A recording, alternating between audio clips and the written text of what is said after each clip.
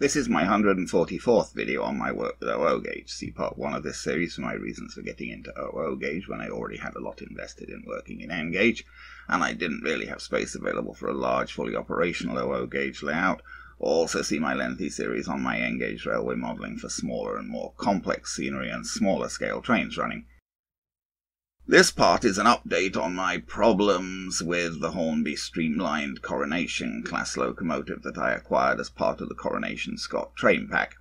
I've made some modifications to that model in attempts to get some sort of running out of it without derailing, and I've also experimented with the other Hornby Streamlined Coronation class that I have, the Duke of Sutherland in crimson, in a slightly earlier Hornby tooling. After discussing derailing issues and details of the two models, I'll show some video of some more running attempts. This is the train pack that the blue Coronation class loco I'm dealing with currently came from. This train pack R3092 was released by Hornby in 2012 and reflects the tooling of the Coronation class that came in somewhere around that time or a little earlier. There is an even more recent tooling, I believe, from around last year, 2021 or 2020, but I haven't seen that one.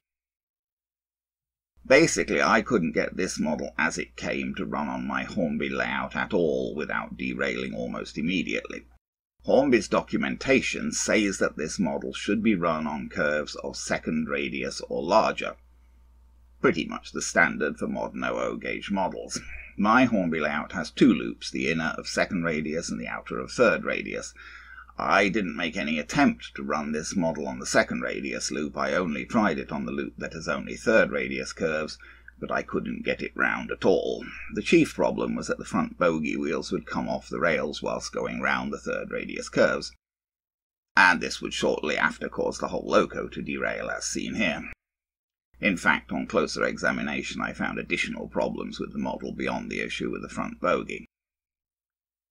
Before I go any further, I want to discuss some issues with respect to derailing and some terms I use. Seen here are two pictures of standard Hornby set track points. Now, a train, when proceeding along a straight main line, not turning on a point at all, can encounter a set of points in two ways. What I refer to as encountering a facing point is when the train comes to a point at which the train could turn if the point was set to turn, as seen at top, whereas encountering a trailing point is when the train comes to the point from the other direction, so this train could not turn on the point, but a train from another track could join the main line via this point. In normal real-world operation, trains encounter facing points much more often than they encounter trailing points. This is because points will most commonly be installed so as to allow trains proceeding along the track in the standard direction to be turned onto another line. Shunting, of course, is a different issue, but I'm not talking about shunting here, but rather operating trains. Now, trains on my outer loop would normally proceed clockwise, meaning that they would be going over the section of track seen here from right to left. This is because British trains normally proceed on the left-hand track. And because of this, the points are set up to face trains proceeding in that normal direction, so that such a train could be diverted by the points onto the inner loop or onto the siding. But facing points are more likely to cause a locomotive to derail than trailing points. And this is why some locomotives, ones prone to derailing, won't run successfully in the normal clockwise direction on my outer loop, because they derail on the facing points, but will run successfully on the outer loop in an anti-clockwise direction, where they encounter only trailing points. Now, this situation isn't at all common. I've run something like 70 different locomotive models on this layout, and the only ones that derail on the facing points of the outer loop are the two Hornby Streamlined Coronation class locos and the Helgen Bayer Garrett when it is running with its boiler ahead of its cab.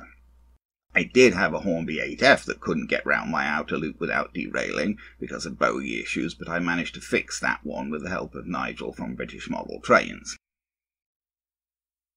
Okay, back to the struggles with the Coronation class models. The newer one, the blue one from the train pack, has the loco and tender joined using the same stupid method that Bachmann used for many of their recent models. Wires from the loco are plugged into the tender, and the loco and tender are coupled by a pin on the tender being inserted into a hole in the drawbar from the loco. This method is bad because the pin will tend to keep coming out of the drawbar, and if this isn't noticed, the loco will end up pulling the tender and potentially a whole train by the wires, which will eventually damage the wires. In the case of this model, there was a further problem. The drawbar from the loco sat so high that it was lifting the front wheels of the tender off the rails. If the front wheels of the tender were pressed down onto the rails, the wheels of the loco would lift off the rails. But normally the model sat with the loco wheels on the track and the front tender wheels off, since the loco is much heavier than the tender. This produced another potential cause of derailing, as the tender was prone to coming off the rails. I fixed this problem simply by putting a downward bend into the drawbar from the loco, as seen here. With the drawbar bent down like this, it is possible for all of the tender wheels and all of the loco wheels to sit properly on the rails at the same time. It wasn't hard to bend the drawbar, as it's just a piece of thin metal. I also monkeyed around with the front bogie on this model, attempting to get it to sit better on the rails. 2 front bogies are supplied with the model. This is the one with the smaller, less realistic wheels. I only tried the other bogie with the larger, more realistic wheels briefly just to see what happened with it. The bogie is suspended from the front of the chassis by a metal bar with 2 bends in it, labelled here as Bend A and Bend B. Using needle-nosed pliers, I bent Bend A down slightly to lower the level of the bogie, and then bent Bend B up slightly to keep the bogie parallel to the tracks. I also stuck a 1/4 ounce weight on top of the bogie, which can be seen above the front wheel here. All of this was to try to get the bogie to sit better on the rails, as the derailing problems with this bogie on 3rd radius curves seemed not to be caused by the bogie hitting anything, but just by the fact that the bogie wheels barely sat properly on the rails, and so came off with the vibration of passage around the curve. I just want to note in passing here that the pony truck wheels on this model do not have any flanges, and so shouldn't affect derailing at all. This seems to be the case with all current tooling Hornby Pacifics, and I can live with it if it is necessary to get the models to run properly. This is the other Streamlined Coronation class that I have currently. This one is from 2006, and so represents Hornby's previous tooling from around the turn of the millennium. It uses a different way of connecting loco and tender. There are no wires passing from loco to tender. The coupling is still done using a pin on the tender inserted into a hole in the drawbar, but in this case, if the pin isn't inserted, the model simply won't run at all. This is because, somewhat oddly, it relies on picking up from one rail on the loco and picking up from the other rail on the tender, with power being passed from tender to loco via those copper-coloured contacts that you can see on the drawbar. The pin on the tender is actually metal, although it looks rather like plastic. Oddly enough, this model does have flanges on its pony truck wheels, as seen here. The front bogie seems to be mounted in pretty much the same way, and the wheels seem to be about the same size as on the smaller version of the newer model. Here's what the coupling between loco and tender looks like when it is joined up. Hornby seem to have been using this sort of arrangement for a long time. I have some very old Hornby models that couple loco and tender in this way. I'll show a bit of running video now. I'm not going to show all of my unsuccessful experiments. In summary, I found that the newer model, after the modifications were made, would more or less run round my outer loop anti-clockwise. When I say more or less, I mean that it would run for quite a while without derailing, rather than derailing immediately as originally. However, it still seems to derail eventually if I just keep running it. The older model I didn't modify at all. It also won't run on the 2nd radius loop without derailing. I did optimistically try it, but no. And it won't run on the outer loop clockwise, as it derails on the facing points. However, so far it has run okay on the outer loop anti-clockwise, and as I say, this is without any modification. So now I'll try to run them to show you, and we'll see how well they do.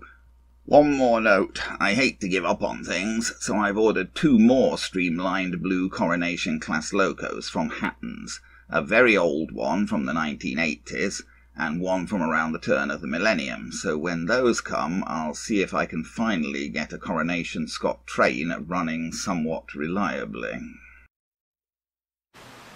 Okay, let's try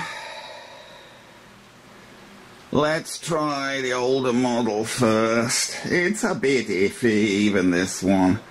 Now I've got to remember that I've got to operate the control backwards to make it go forwards, because it's running the wrong way on the tracks in order to avoid the facing points.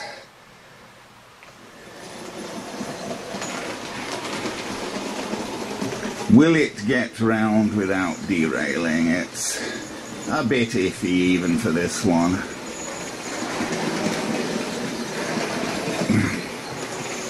Yeah, I think it's still on the rails at the moment. It's not easy to tell, and it's definitely a bit touch and go with that front bogey. Well, I haven't made any attempt to modify this one, unlike the other one.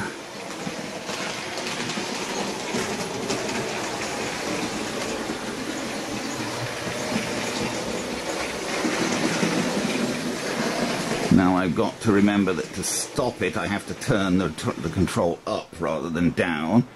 Yet the front bogey is still on the track at the moment. I have to operate the control backwards because I've got the controls set up on the assumption the trains are going to be going around the other way, because they should be clockwise, not anti-clockwise. So I have to turn the control backwards to make the train go forwards when it's facing this way.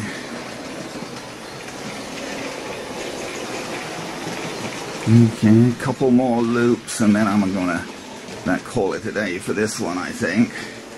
Now, whether I haven't even tried running a train with this one, well, I don't really want to run this one with the blue coaches, because obviously with blue coaches you want to run a blue engine. And are we still on? Yes, we are still on the tracks at the moment with this one. But I can't say that I have a super high level of confidence that it's going to stay on the tracks indefinitely.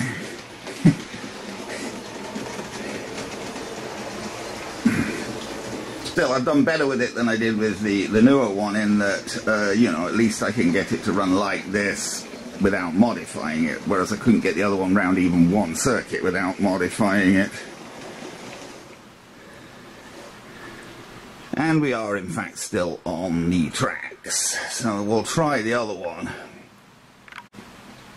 So here's the other one, the more recent one from the train pack. I think his skirt is a bit lower, isn't it? And he doesn't have any wheels on his pony, flanges on his pony truck wheels.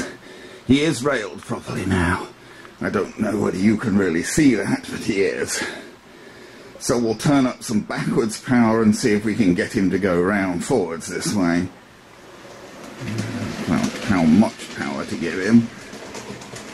A little bit more than that, I guess. Got to keep him running.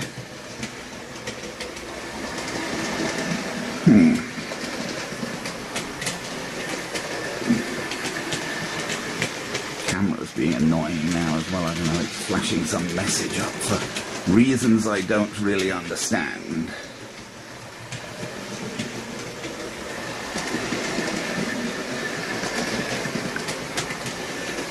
I think his front bogey is still on the track, and it's hard to tell because he gets hidden so much by the skirts.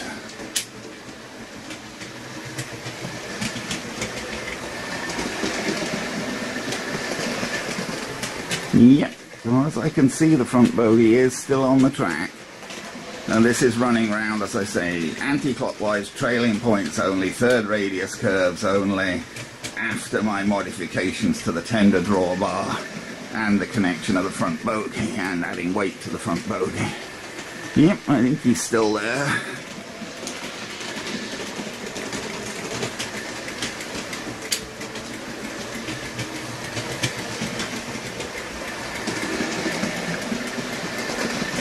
So that's a lot better than it was. I mean, I couldn't get it round even one circuit the way it came out the box.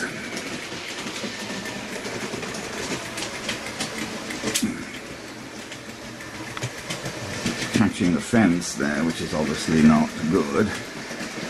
Oh well. Yeah, very good. So he's got around quite a few times without derailing, so I think we'll see if it gets round this time. I think we'll call that a day for this demonstration.